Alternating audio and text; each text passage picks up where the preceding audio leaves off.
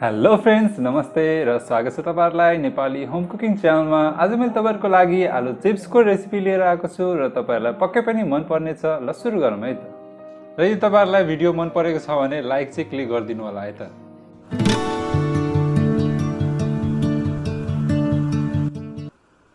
यहाँ मैले नयाँ आलुको प्रयोग गरेको छु। यो नयाँ आलुमा पानीको मात्रा कम हुन्छ र नङले यसो स्क्रैच गर्दा यसको बोक्राहरू बाहिर निस्किन्छ। यसलाई राम्रोसँग धोएको छु मैले र त्यसपछि पिलरको हेल्पले मैले यसलाई अब छिलिरहेको छु। यसको बोक्राहरू सबै छिलिसकेपछि यसलाई अब हामीले स्लाइस गर्नुपर्ने हुन्छ र यो आलुलाई मैले फेरि धोएर यसलाई राम्रोसँग पुछेको छु।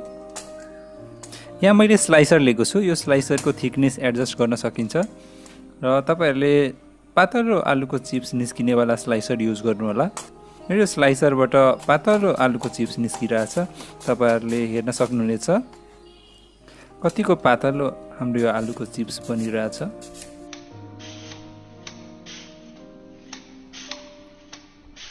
यो चिप्सहरु हेर्नुस् त कस्तो अलिअलि ट्रान्सप्यारेन्ट जस्तो देखिरहेछ। यो त्यतिको पातलो हुनुपर्छ अनि हाम्रो यो आलुको चिप्स धेरै नै क्रिस्पी हुन्छ। त्यसैगरी मैले यो सबै आलुको चिप्स यहाँ स्लाइस गरेर राखिसकेको छु।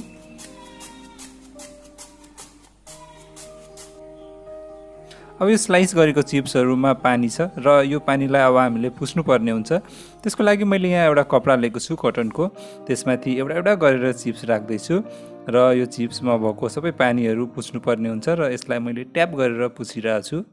र यदि तपाईहरुलाई यो चिप्स क्रिस्पी चाहिएको छ भने यो चिप्सबाट पुरै पानी पुछ्नु होला। मैले जसरी पुछिरहेको छु त्यसरी पुछेर यो सबै चिप्सबाट पानी हटाउनु होला र मैले यहाँ चिप्स पुछेर रेडी पारिसकेको छु। हेर्नुस् त हाम्रो यो चिप्स यस्तो ड्राई भइसकेको छ। अब यो चिप्स फ्राई गर्नलाई रेडी भइसकेको छ। त्यसको लागि मैले यहाँ एउटा कराई लिएको छु र यो कराईमा मैले मज्जाले तेल तताएको छु। अब यो तेल फ्राई गर्नलाई रेडी भएको छ कि छैन भनेर एकचोटि चेक गर्नु होला। एउटा चिप्स राखेर यसरी बबल आएर यो चिप्स माथि आयो भने हाम्रो तेल रेडी भइसकेको छ फ्राई गर्नलाई, बुझ्नुपर्छ। त्यसैगरी यो चिप्सलाई मैले निकाल्दै छु बाहिर र तपाईहरुले हेर्न सक्नुहुनेछ कति मजाको यो चिप्स हाम्रो फ्राई भएर रेडी भएको छ। त्यसैगरी अब मैले यसमा फर्स्ट ब्याच चिप्सको राख्दै छु फ्राई गर्नलाई। हाम्रो यो तेल मजाले तातेको छ र हामीले यसमा जति धेरै चिप्स हाल्छौं त्यति नै हाम्रो यो तेलको टेम्परेचर घट्छ र हामीले फ्लेमलाई हाईमै राख्नु होला। अब यो चिप्सबाट बबल आउन थाल्छ र हाम्रो यो चिप्सबाट बबल आउनु पर्ने हुन्छ र जहिलेसम्म हाम्रो यो बबल्स जाँदैन तहिलेसम्म हाम्रो यो चिप्स फ्राईमै राख्नु होला र यसलाई पल्टाउँदै दुवैतिरबाट फ्राई गर्नु होला।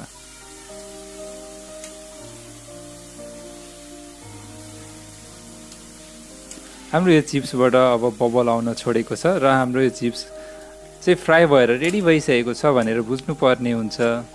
हेर्नुस् त हाम्रो यो चिप्स ब्राउन कलरको पनि भएन र सेतो नै छ र हाम्रो यो चिप्स कतिको क्रिस्पी बनेको छ। अब म तपाईलाई देखाउन गइरहेको छु हाम्रो चिप्स कति मजाको फ्राई भएको छ र कति क्रिस्पी फ्राई भएको छ। हेर्नुस् त हाम्रो यो चिप्सबाट कति मजाको आवाज आउँछ। त्यसैगरी मैले अरु आलुको चिप्सहरु पनि फ्राई गरेको छु र तपाईहरुलाई यदि यो भिडियो राम्रो लागेको छ भने मेरो यो भिडियोलाई लाइक गरिदिनु होला र शेयर गर्न चाहिँ नबिर्सिनु होला। यदि तपाईहरुलाई केही कमेन्ट गर्नु छ भने तलको कमेन्ट बक्समा गएर कमेन्ट पनि गरिदिनु होला र यदि तपाईहरु मेरो च्यानलमा नयाँ हुनुहुन्छ भने मेरो च्यानललाई सब्स्क्राइब गरेर सानो सहयोग गरिदिनु होला। र यसैगरी मैले यो सबै चिप्सहरु फ्राई गरेर रेडी पारिसकेको छु। तपाईहरुले पनि यस्तै क्रन्ची र क्रिस्पी चिप्स घरमा सजिलैसँग बनाउन सक्नुहुनेछ काँचो आलुबाट। र अब यसमा सिजनिङ्सहरु एड गर्नको लागि मैले यसमा 1 चम्चा जति रातो खुर्सानीको पाउडर राखेको छु। त्यसपछि मैले आधी चम्चा जति मरिचको पाउडर राखेको छु र 1 चम्चा जति मैले यसमा चाट मसला पनि राखेको छु। त्यसपछि यसलाई टस गर्नु होला, राम्रोसँग मिक्स गर्नु होला। र तपाईहरुलाई यस्तै राम्रो स्न्याक्सको रेसिपीहरु हेर्नु छ भने माथि कार्टमा र मैले तल डिस्क्रिप्सनमा पनि लिंक दिएको छु, तल गएर हेर्नु होला।